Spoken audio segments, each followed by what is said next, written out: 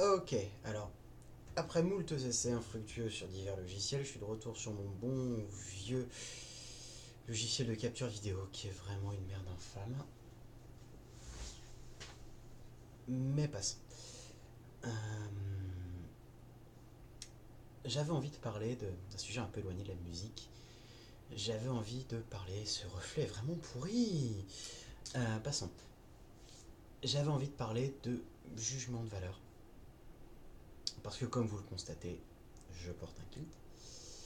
Que je le porte quasiment tous les jours, c'est-à-dire tant que les températures ne viennent pas à bout de mes convictions, je porte mon kilt. Pour ceux qui ont envie de savoir s'il y a quelque chose en dessous, la réponse est ça ne vous concerne pas. Et voilà. Et donc, je suis en but assez régulièrement dans la rue à ce genre de regard. Ou à ça. Ou à... ou à... Et tout ce genre de choses. Bien, bien, bien, bien, bien, bien. Alors, tu me juges. Tu poses un jugement de valeur, parfois même sur la moralité même de ma tenue. On va essayer de rester un peu calme. De quel droit te le permets-tu, petit A? Petit B, et là je vais vraiment commencer à me gonfler. Euh, Tu portes une putain de mini-jupe, par exemple, dans ce cas qui est arrivé, il y a quoi? Il y a pas super longtemps, je vais pas donner de timing précis. Tu portes une putain de mini-jupe qui est 2 fois plus courte que mon kilt. Pourquoi tu me regardes comme si j'étais à poil alors que tes sapés plus court que moi? Sois un peu logique, bordel. Voilà, et ensuite, mais ma tenue te pose un problème. Tu sais où est le réel problème? Le réel problème est dans le fait que tu ne te sois pas posé la question du pourquoi ça me dérange.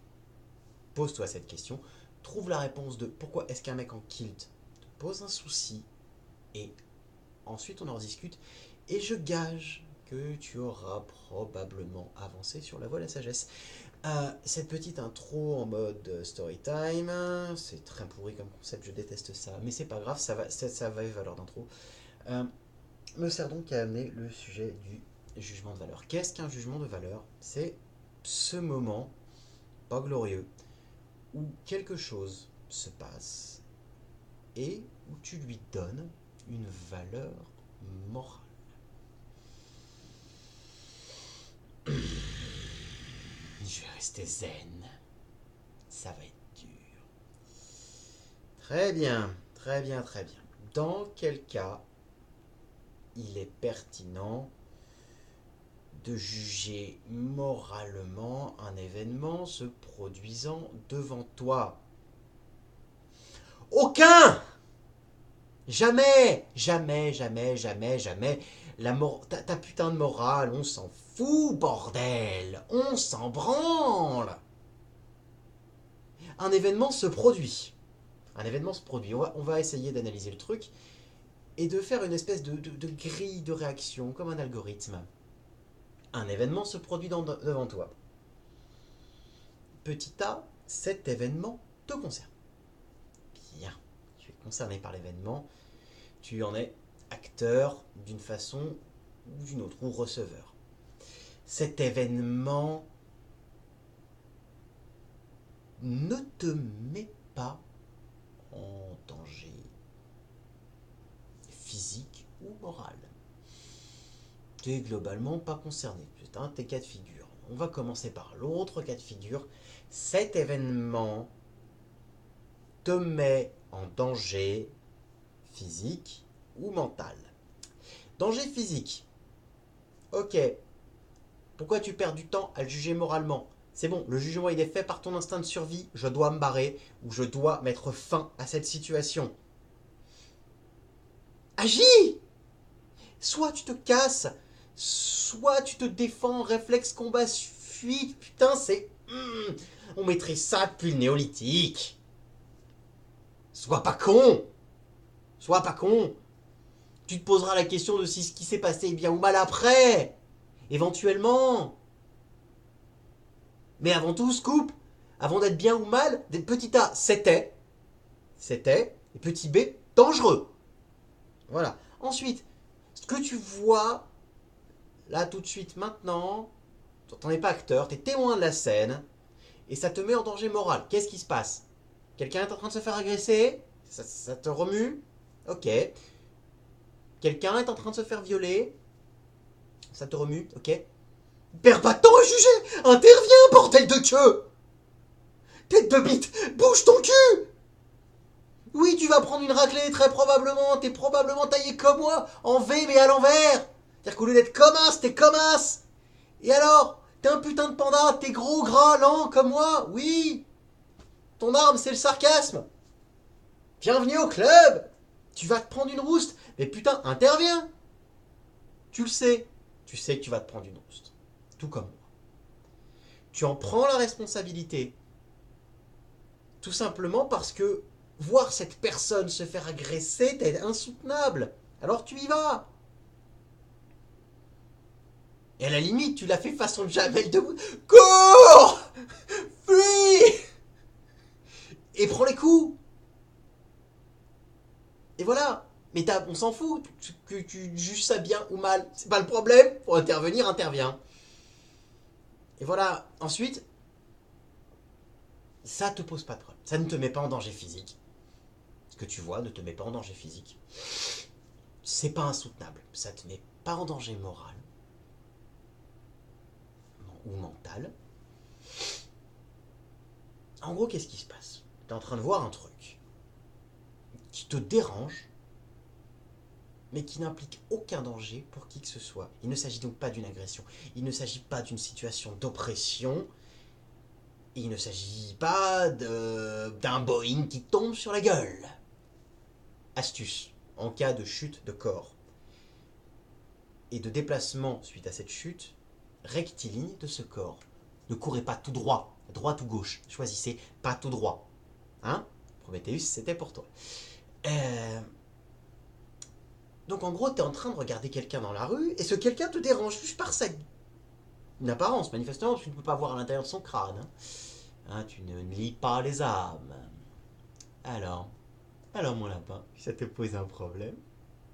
La jupe à chaîne, les cheveux roses, bleus et le piercing de la demoiselle sont gênants pour toi? C'est un monsieur? Il ressemble à une demoiselle? Ça te pose un problème? Oh, bichette! Réfléchis un peu, pourquoi ça te pose un problème? Ensuite, reviens en parler, mais fondamentalement, ça te met pas en danger. D'aucune putain de façon! Aucune! Ça ne restreint pas ta liberté, ça ne te met pas en danger. Et étant donné que tu connais pas cette personne et que tu ne vas la voir que 5 secondes dans la rue, ça ne remet pas réellement en question ton système de valeurs. On s'en branle ton jugement. Tu t'en branles ton jugement, tu l'auras oublié dans 2 jours. Tu l'as pas oublié, il est temps d'aller voir un psychiatre, hein? Faire une analyse. Parce que ça remue des choses au fond de toi. Il est temps que tu fasses une introspection, que tu réfléchisses. Pourquoi ça m'a dérangé? Est-ce que ça me dérange réellement? Ou finalement, est-ce qu'il me dérange? C'est cette espèce de sentiment bizarre que j'ai eu envers elle. Donc finalement, c'est peut-être plus ma réaction qui me dérange et que j'ai transposé sur elle. Enfin bref, fais ton auto-analyse. Et viens pas nous emmerder avec ton regard réprobateur. Ça, voilà. D'ailleurs, on va parler un peu aussi d'un autre truc. Je vais m'inscrire en faux par rapport à l'attitude dans la rue, tout ça, ce qu'on en parle là. Petite digression avec un dame Marion Séclin. Qui me dit, moi et aux autres d'ailleurs, sous prétexte que nous soyons a priori des hommes cisgenres, qui s'en fout. Trouver quelqu'un qui, enfin voilà, qui a 2 pouces et n'en a rien à branler de cette distinction préalable, Elric. Et les 2 pouces sont opposables, hein, vous aurez noté. Alors, sous prétexte que je sois un homme cisgenre, toi qui te dis féministe, je n'ai pas le droit de... Attention, roulement de tambour, en prise jazz, vous notez? Prise jazz. Allez, petite prise à la française en plus par-dessus. Je n'ai pas le droit de faire un commentaire sur ta tenue. Alors, je suis d'accord avec toi, si ce commentaire est négatif ou s'il manifeste le fait que ta tenue me dérange, c'est parce que j'ai peut-être plus un problème avec moi-même. Donc, ma mauvaise humeur, je la garde et je vais faire mon auto-analyse. Et voilà. Et là-dessus, on est tout à fait d'accord. Cependant, tu me dis aussi, je n'ai pas à faire de commentaires. Hein, pas de commentaires, c'est pas de commentaires. Admettons, que ce soit Marion ou quelqu'un d'autre, qu'elle porte ce t-shirt que je porte moi-même. On a donc une idée de ce que je pense de ce t-shirt. Ce t-shirt est cool. Ou mettons le t-shirt inspiré de Portal. Vous savez, ce jeu où on fait des portails dimensionnels. Avec I am with stupid. Le bras rentre comme ça, ressort comme ça. Ce qui t'auto-désigne comme le stupide sur ton propre t-shirt. C'est de l'ironie, c'est drôle, humour, Michael Cull, cul à mouton. Hein? Voilà, je vois ça. Ta tenue est cool. Eh ben, tu sais ce que je vais faire. Et ce sera pas du harcèlement. Ce sera pas de l'agression. Excusez-moi. Votre t-shirt est putain de cool. Et je vais me barrer. Qu'est-ce que je vais avoir fait? C'est pas du harcèlement. Non, c'est pas du harcèlement. Je viens de te dire que t'étais cool. Harceler quelqu'un que de dire qu'il est cool. Ou alors, là aussi, il est temps de faire une auto-analyse. Hein. Parce que si on te dit juste que t'es cool et que ça te pose un problème, mon Dieu, je me sens harcelé, on me trouve cool. Arrête d'être cool alors. Hein. Donc, je t'ai trouvé cool. Et ensuite, tu sais quoi, j'ai même pas attendu une quelconque réaction de ta part. Je suis venu comme un kamikaze. Ah, t'es cool. Et je me suis barré. Pourquoi je t'ai dit que t'étais cool? Parce que tu l'es. Et tu sais quoi? Quand je vois quelque chose de positif, je le répands autour de moi. Si je trouve quelqu'un de beau dans la rue, que ce soit une homme ou un femme. Tiens, oh oui, je vais la garder comme ça. Je vais pas cutter, je vais la garder comme ça. Une homme ou un femme, je vais lui dire, excusez-moi, vous êtes beau. Et je me casse. Peut-être entendrai-je un merci. Peut-être serais-je déjà trop loin. Parce que c'est gratuit, c'est cadeau. Je te donne du positif. Le négatif que je peux ressentir, je me le garde. Ce sera source de mon auto-analyse. Le positif, je te le donne. Tu sais pourquoi? Je répands du cool autour de moi. Et ça avec un peu tout le monde. Je souris en disant bonjour. Et tout ce genre de choses. Et tu sais ce qui se passe maintenant dans mon quartier? Le mec en kilt, on lui fout la paix. On le laisse tranquille. Voire même, yeah, on lui envoie un grand sourire. Il fait partie du paysage. Il fait partie de ces êtres un peu étranges qui peuplent le secteur. Et on répand du cool. Tous les matins, je croise un grand black. Magnifique. Magnifique. Objectivement, c'est un magnifique être humain. Et il me regarde. Il me met les 2 pouces comme ça fait. Rock and roll. Et moi je regarde. Rock and roll. Et on s'est mutuellement, tous les deux, mis la banane pour notre journée de taf. Waouh! Mon Dieu, ces gens se sont échangés du positif.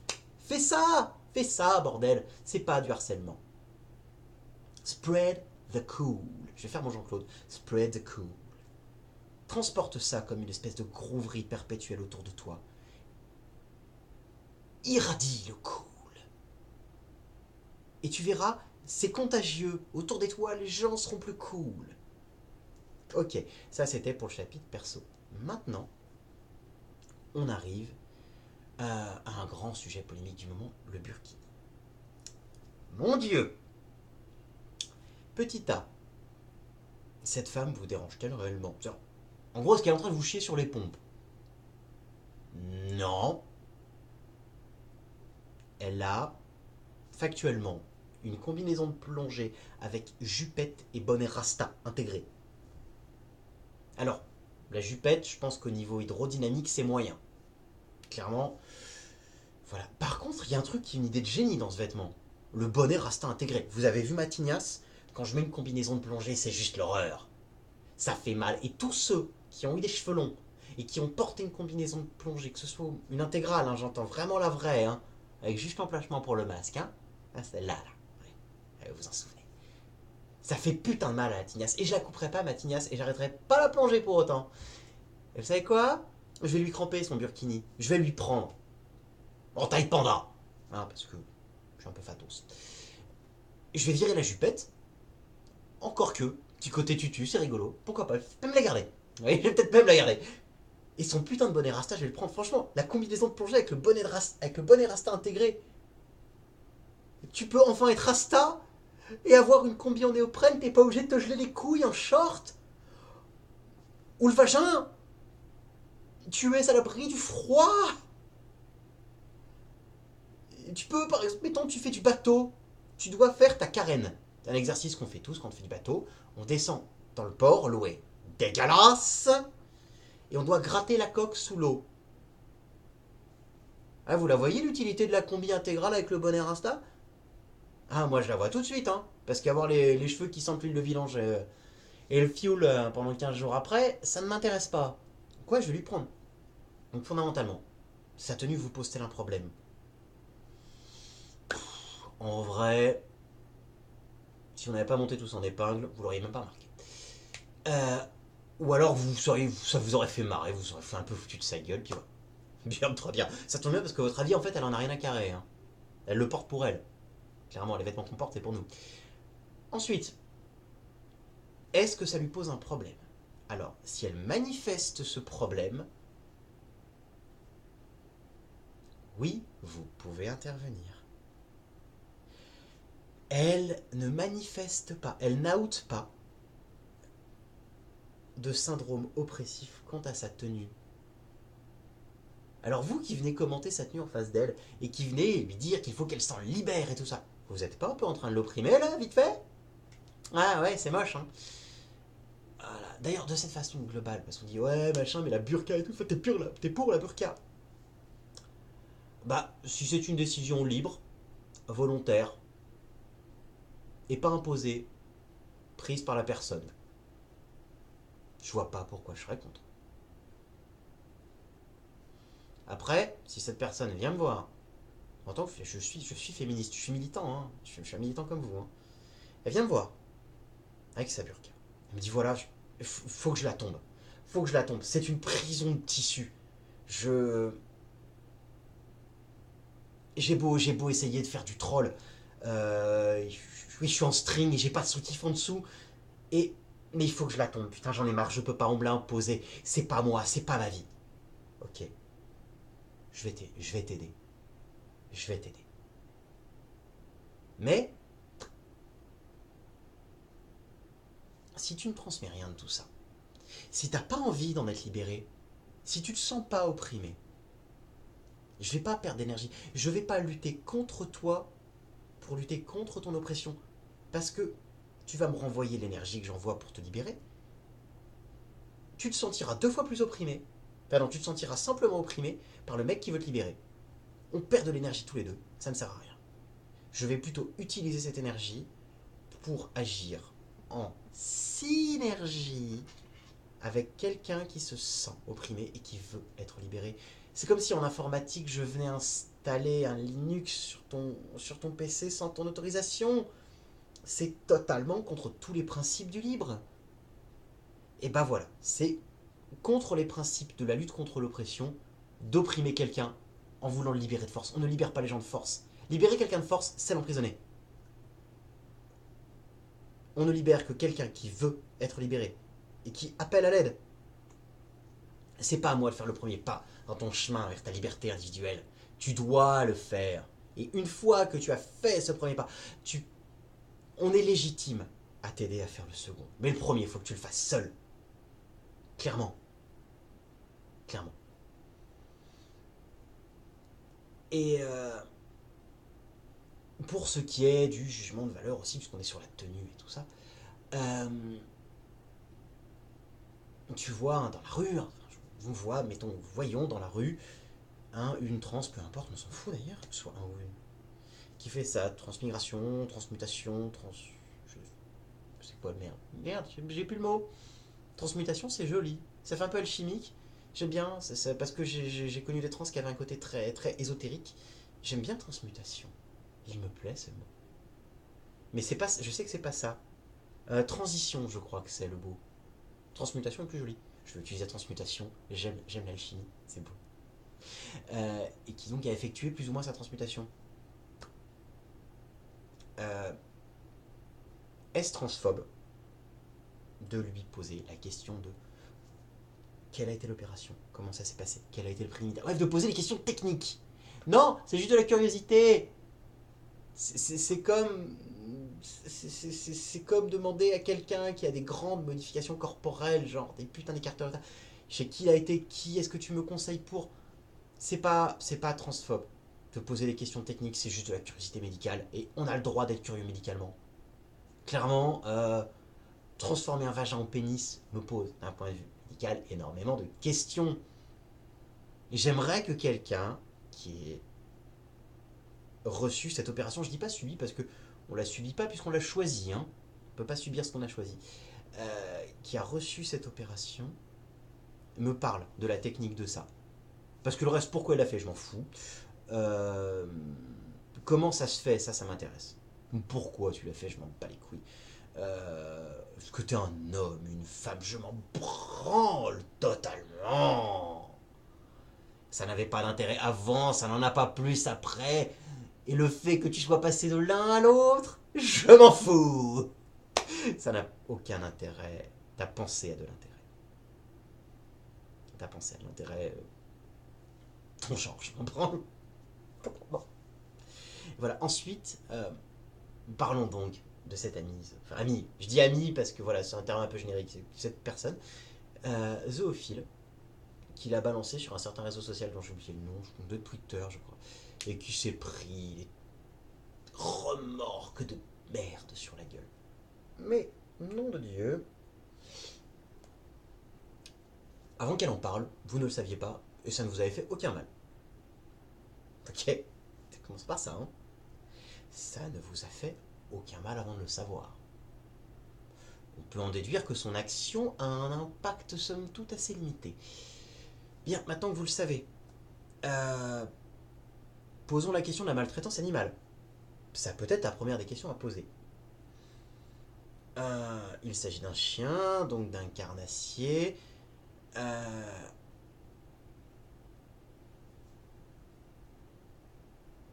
qui, d'après les photos, est très bien portant. Hein.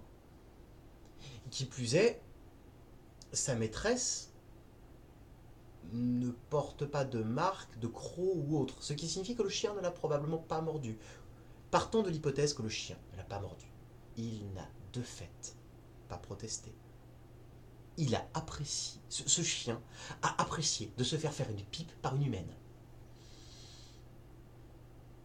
J'ai donc envie de dire que pour la maltraitance animale, on en est très loin. On serait presque dans la bientraitance. Hein. De bientraitance plus, même. Ensuite, parlons de l'équilibre psychologique de cette jeune fille. Elle déclare être bien plus épanouie en couple avec son chien qu'avec les petits amis qu'elle a eus par avant. Ok. Elle se sent heureuse. Elle se sent heureuse. Elle se sent épanouie. Elle se sent heureuse. Son entourage ne sent aucune détresse, aucun trouble ou quoi que ce soit. Ils n'ont rien vu. On a donc affaire à quelqu'un d'épanoui. Donc pour ce qui est de la souffrance psychologique, j'ai envie de dire qu'il n'y en a pas non plus. Souffrance physique,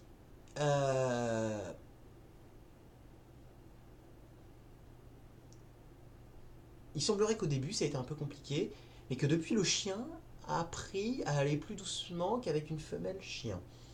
Donc la souffrance physique, on n'y est pas. Même, elle déclare même qu'elle fait un travail, qui manifestement est un succès, pour contrôler sa jalousie quand son chien va avec d'autres chiennes, parce qu'elle doit respecter la nature canine de son compagnon. Mon Dieu.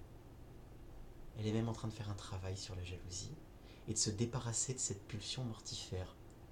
Waouh! Génial. Globalement, a-t-on le droit de la juger? Certainement pas. Certainement pas. Elle fait de mal à personne. Et elle se fait du bien. Et elle fait du bien à son kleps. On s'en fout. Clairement, c'est la seule réaction à avoir. On s'en fout. Et j'ai envie de dire ça un peu à tous nos amis homo, trans et LGBTQIAP,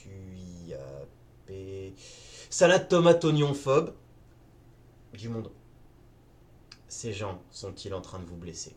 Non. Ces gens vous questionnent? Répondez à la question. Mais sinon, ils réduisent pas vos libertés. Ils vous empêchent pas de vivre. Foutez-leur la paix. Voilà, c'était mon opinion sur le jugement de valeur et la façon dont il faut le plaquer. À savoir pas, hein, on est d'accord? Pas. Mes petits lapros tout doux, je vous souhaite une bonne journée.